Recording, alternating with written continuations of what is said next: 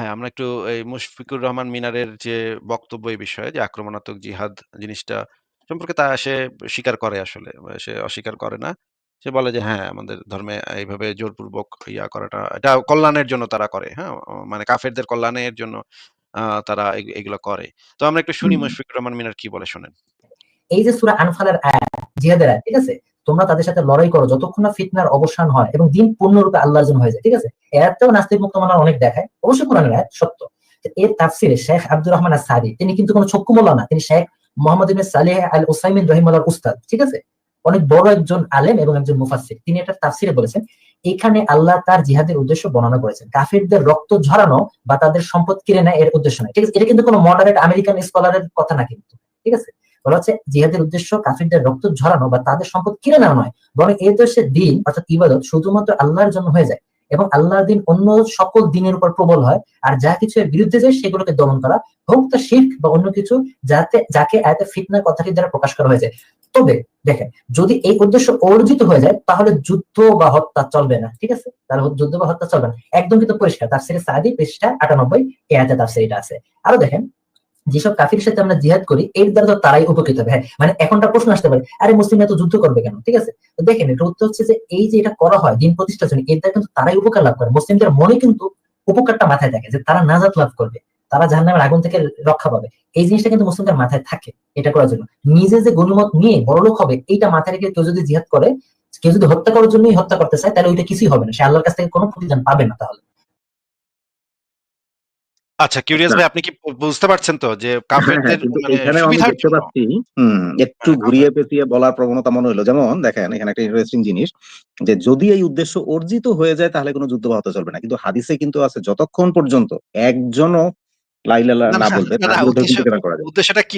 উদ্দেশ্যটা হচ্ছে তাদেরকে ইসলামে কনভার্ট করা। উদ্দেশ্যটা যদি অর্জিত হয়ে যায় তার মানে তারা যদি ইসলাম কবুল করেই ফেলে তাহলে তো আর সেটা তাদেরকে মেরে তাহলে তো তাদেরকে আর এটাকে আলাদা করে বলার কিছু নাই, মানে ইসলাম যদি কবুল করেই ফেলে। আচ্ছা, এখন তারপরে তাদের উপকার করবে। এই যে সেকেন্ড পয়েন্টে আমার যেটা অবজারভেশন, এর আগে কিন্তু ক্লিয়ার করা হলো যে ইসলাম শুধুমাত্র বিজয়ী হবে এটা অবজেক্টিভ, তারা মনে মনে অন্তরে যদি আনলো কি আনলো না, এর থেকে বরং প্রকাশ্যে তারা মানে মুসলমানদের অনুগত থাকবে, প্রকাশ্যে তারা নামাজ সালাত বলবে, অন্তত মুখে বলবে যে হ্যাঁ আমরা ইসলাম কবুল করলাম, এতেই কিন্তু উদ্দেশ্য সাধন হচ্ছে। কিন্তু ধরে নিলাম যে অন্তরে অন্তরে সে পছন্দ করতেছে না, সে কিন্তু জাহান্নামী।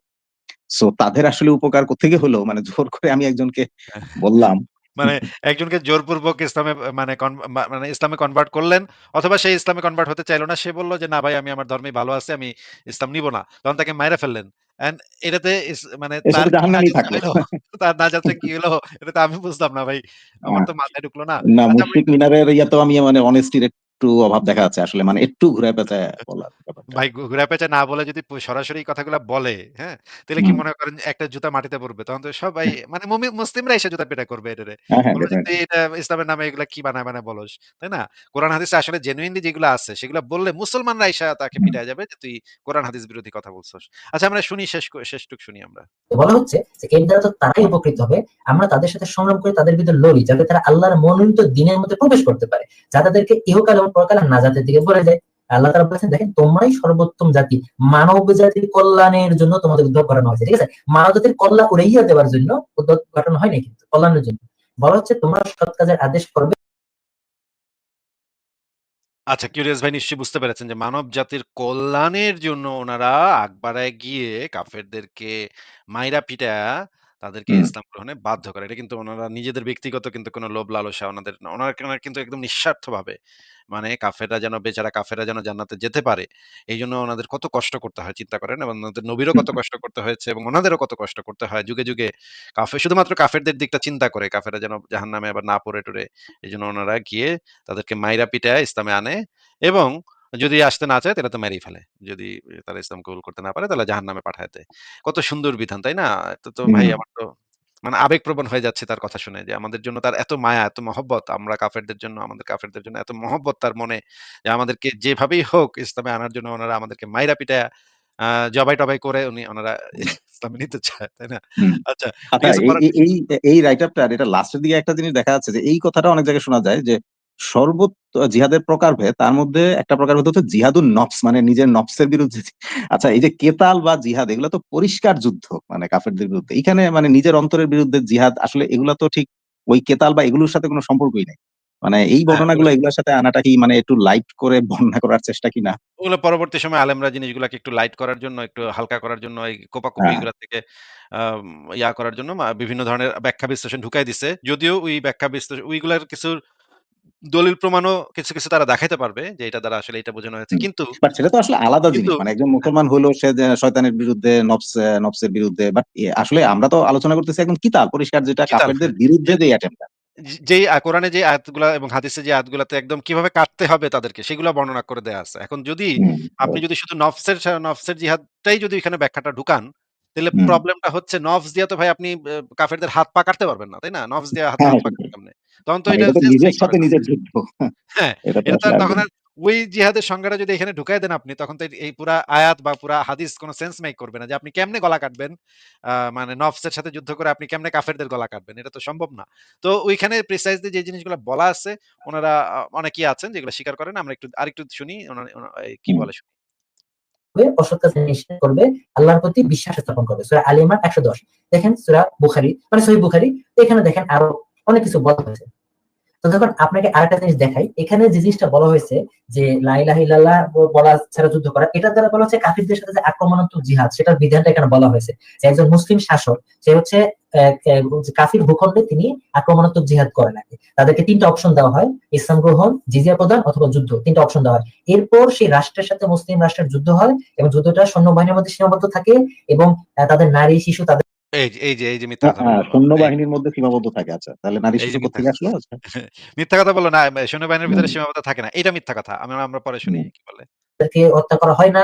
তারপর যদি সেই দেশটা মুসলিমদের এই যে সে যে বলল নারী শিশুদের হত্যা করে না, এটা একদম ডাহা মিথ্যা কথা। মুহাম্মদের সৈন্যবাহিনীরা রাতের বেলা অন্ধকারে আক্রমণ করত গোত্রগুলোর উপরে, কাফের গোত্রগুলোর উপরে এবং আগুন দিয়ে জ্বালায় দিত বা অন্ধকারে তরবারি চালায়ে এক নাগাড়ে গলা কাটতো। হ্যাঁ? আশপাশ ঝামঝাম করে গলা কাটতো। হুম। মানে আশপাশ কিছু দেখতো না। আচ্ছা, এখানে কি হ্যাঁ? জাস্ট এই এক্সেপশনটার কথা বলা হয় যে যদি মানে কোন নারী শিশু উপরে সরাসরি মানে একটা হতে পারে যে পুরা একটা গ্রুপের উপর অ্যাটাক করা হলো। যে তখন তো আর স্পেসিফিক ভাবে দেখে অ্যাটাক করা এটা হয়তো সম্ভব না। কিন্তু সাপোজ এমনিতে কেউ একজন যুদ্ধে মানে না জাস্ট নিরীহ নারী, শিশু, বৃদ্ধ মানে হয়তো তাদের হ্যাঁ, উপরে নিরীহ টার্গেটেড একদম টার্গেট করে করাটা বিষয় নিষেধাজ্ঞা আছে যে একদম নারী শিশু আসছে হাঁটতেছে তারা আপনি যাই না বুইঝা নারী শিশুকে গিয়ে অ্যাটাক করবেন সেটা ইসলামে জায়েজ না। কারণ ইসলামে তো ভাই নারী রাইট। শিশুর আসলে একটা ওইভাবে প্রিসাইজলি বললে তো বোঝা যায়। কিন্তু ওরা না, সমস্যা না, হলো না। এটাকে ওই এ কনটেক্সট ছাড়া জেনেরিক ভাবে বলে ফেলে। এইটার আবার আরেকটা আছে যে এটা কিন্তু ইসলামে নারী এবং শিশু কিন্তু মাল, হ্যাঁ? ওইটা কিন্তু হুম। বিক্রয়যোগ্য মাল। হ্যাঁ, কাফেরদের নারী শিশু পরবর্তীতে এটা যেটা কিন্তু দাস-দাসী বিক্রয়যোগ্য বানানো মাল। যাবে। ওইটাকে কিন্তু এদেরকে কিন্তু দাসী বানানো যাবে। আপনি যদি মেরে ফেলেন হুম, তাইলে কিন্তু মুহাম্মদ কিন্তু ৬,০০০ ৭,০০০ করে দাস-দাসী নিত একেকটা যুদ্ধে, হ্যাঁ? হুম, একটা যুদ্ধে ৬-৭,০০০ দাস-দাসী বানাইতো। এখন যদি মনে করেন এইগুলারে মাইরা ফেলতো, এদের সবাইরে মাইরা ফেলতো, তাইলে তো এতগুলা দাস-দাসী, একেকটা দাস-দাসীর কিন্তু সেই সময় অনেক দাম ছিল। দাস-দাসী হুম, কিন্তু সেই সময় অনেক এক্সপেনসিভ জিনিস ছিল। এই রকমের এক্সপেনসিভ জিনিস তারা মেরে ফেলবে এবং আ মা মুহাম্মদের সাহাবীরা যখন আজল করত, আজল করার সময় তারা মুহাম্মদকে এসে বলত যে, "হুজুর, আমরা তো ওই মেয়েদের সাথে করতেছি, বন্দি মেয়েদের সাথে তো করতেছি। কিন্তু তারা যদি প্রেগন্যান্ট হয়ে যায় তখন বাজারে নিয়ে বিক্রি করার সময় দেখা যাবে দামে পাওয়া যাবে না, বেশি দাম পাওয়া যাবে না। প্রেগন্যান্ট মেয়ে তো কিনতে যাবে না লোকজন। প্রেগন্যান্ট মহিলা তো দাম কইমা যাবে তখন। তখন বলবে যে, এর তো পেটে বাচ্চা আছে, এর সাথে তো করা যাবে না কিছু। এই কারণে আমাদের তো এটার তো দাম কইমা যাচ্ছে। এখন হুজুর কি করি?" তখন হুজুর মানে তখন সাহাবীরা তাকে মুহাম্মদকে জিজ্ঞেস করছে, "আমরা কি আজল করতে পারি এই বন্দি মেয়েদের সাথে?" তখন মুহাম্মদ বলছে, "হ্যাঁ, তোমরা আজল করতে পারো, অসুবিধা নাই। আজল করো।" কারণ হচ্ছে সাহাবীরা এই যুক্তিটা দেখাইছিল যে আ আ যদি তারা প্রেগন্যান্ট হয়ে যায় সেই মেয়েরা তাহলে তো তাদের বাজার মূল্যটা কমে যাবে। আমাদের মাল তো আমরা মানে লস করব, ব্যবসায় লস করব। মানে খুবই খোলামেলাভাবে খুবই সরাসরি তারা এই জিনিসগুলা হাদিসের ভিতরে বর্ণনা করা হচ্ছে যে সাহাবীরা আইসা মুহাম্মদকে জিজ্ঞেস করতেছে এটা। ভাই এটা না মানে হুম, হুম, এগুলা এটা আগে একবারে অনেকবার দেখিয়েছেন এগুলা কেমন এবং শোনা যায় না। শোনার মতো না, হুম, হ্যাঁ? যে একটা মেয়েকে মানে কাফের মেয়েকে ধইরা এভাবে তারা করতেছে। এগুলা কিন্তু শুনলেও গা ঘিনঘিন করে। একদম গা গুলায়। এগুলা তারা এইভাবে মানে খোলামেলা বর্ণনা করে এবং ও বাটে পড়লে এই যে একটু আগে কিন্তু সেও এই হাদিসটা বর্ণনা করল। যতক্ষণ পর্যন্ত লা ইলাহা ইল্লাল্লাহ না বলবে ততক্ষণ পর্যন্ত এই যে কিতাল করার বিধানটা। হুম। তো আমরা আসলে মোটামুটি এই যে সবকিছু দেখলাম। ওয়েতে ডেসক্রাইব করাটা এটা তো আসলে অনেক স্কলাররাও তো আসলে বর্তমানে এইভাবেই বলে আসলে এটার রাইট ওয়েতে পাওয়াটা মানে সাপোজ একজন হয়তোবা তাফসীরের ইয়াতে পড়ল কিন্তু আবার যখন ওই সিমিলার জিনিসটা কারো কাছে শুনবে আসলে কনফিউজড হওয়ার মানে এভরি পসিবিলিটি। মানে এখানে আসলে বিভিন্ন বই-টই একসাথে না মিলে না পড়া ছাড়া আসলে এটা বোঝাটা ডিফিকাল্ট। হ্যাঁ, এবং তারা ইচ্ছাকৃতভাবে এই জিনিসটাকে একটু ধোঁয়াশা রাখে। আপনি যদি একদম ইসলামে যখন কঠিনভাবে বিশ্বাসী হবেন, আ তখন মাদ্রাসার বড় হুজুরেরা আপনাদেরকে এই কথাগুলা বলবে। কিন্তু যদি আপনার ভিতরে সন্দেহ থাকে বা আপনি যদি কাফের হন, তখন কিন্তু এই কথাগুলো আপনার সামনে তারা আলোচনা করবে না। তখন কোরআনের কয়েকটা আয়াত, যদি ধর্মে কোনো জোর জবরদস্তি নাই, ইসলাম শান্তির ধর্ম, এগুলো আপনাকে বলবে আপনাকে ইসলামে হুম। আকৃষ্ট করার জন্য। তো এগুলো তো বোঝাই যাচ্ছে। ঠিক আছে, কিউরিয়াস ভাই, আপনি কি আর কিছু দেখতে চান বা আলোচনা আচ্ছা, করতে চান? না আমার ইসলাম সম্বন্ধে ঠিক আছে, আর প্রশ্ন নাই। আচ্ছা, আমার জাস্ট আরেকটা শুধু প্রশ্ন হচ্ছে যে ইসলামের এই অনেক বিধিবিধান এগুলো তো আসলে ওল্ড টেস্টামেন্ট থেকে বা নিউ টেস্টামেন্ট থেকে আসছে। আচ্ছা, আপনি একবার সম্ভবত বলেছিলেন যে ওল্ড টেস্টামেন্টেও অলমোস্ট এই জিহাদ কিতাল এই সংক্রান্ত বিষয়গুলো আছে। আমার একটা প্রশ্ন হচ্ছে যে হ্যাঁ। এটা কি ওই নিউ টেস্টামেন্ট আসার পরে মানে ক্রিশ্চিয়ানিটিতে কি জিনিসটাকে একটু লাইট করা হয়েছিল? মানে এই হ্যাঁ, ব্যাপারটা একটু ক্রিশ্চিয়ানিটিতে একটু লাইট করার চেষ্টা আছে। জিনিসটাকে একটু আ মা ইয়া করে দেয়ার চেষ্টা আছে। যেমন হচ্ছে গিয়ে, যেমন ধরেন ওই যে একটা পতিতা ধরা পড়েছিল, তাকে ইহুদি আইন অনুসারে তাকে পাথর ছুঁড়ে মেরে ফেলা হবে। তখন যীশু হুম, খ্রিস্ট বলছিল যে, "সেই ১ম পাথর ছুঁড়ে মারবে যে কোনো পাপ করো নাই।" এটা খুবই বিখ্যাত একটা গল্প। মানে হুম, গল্প হিসেবে বলা হয়। তো এই যে প্রাচীন যে ইহুদি আইন, যে পাথর ছুঁড়ে জিনার শাস্তি হচ্ছে পাথর ছুঁড়ে হত্যা করা। যীশু খ্রিস্ট এটাকে রদ করার একটা অ্যাটেম্প্ট নিছিল আরকি। রদ করার জন্য বলছিল। কিন্তু আবার ওই নিউ টেস্টামেন্টে আবার এটাও বলা আছে, একই সাথে এটাও বলা আছে যে, যিশু বলেছেন যে, "আমি মুসার শরীয়তকে আমি প্রতিষ্ঠা করার জন্য এসেছি। মুসার বিধান থেকে এক বিন্দু বিসর্গ পর্যন্ত রদ করার জন্য আমি আসিনি। সেটা যেন মানে শেষ দিন পর্যন্ত বলবৎ থাকে মুসার বিধান। সেটা হুম। দেখতে, সেটা করার জন্যই, সেটা রক্ষণাবেক্ষণের জন্যই আমি এসেছি।" এই ওকে। কথা বলছে। আচ্ছা, তো বুঝতে পারছি। তো কিছু, আচ্ছা, কিছু হ্যাঁ। ভালো জিনিস সেটার ভিতরে ঢুকানো হইছে। নিউ টেস্টামেন্টে, টেস্টামেন্টে কিছু ভালো, ভালো জিনিস ঢোকানোর চেষ্টা করা হইছে। কিন্তু একই সাথে আপনি যখন পড়বেন তখন বুঝবেন যে এগুলো তো কন্ট্রাডিক্টরি কথাবার্তা। কারণ এক জায়গায় এক কথা বলতেছে, আরেক জায়গায় আরেক কথা বলতেছে। আসলে রাইট, তো রাইট। এই ধর্মটার ভিতরে তো ভালো কিছু আসলে নাই। খারাপ জিনিসই আছে।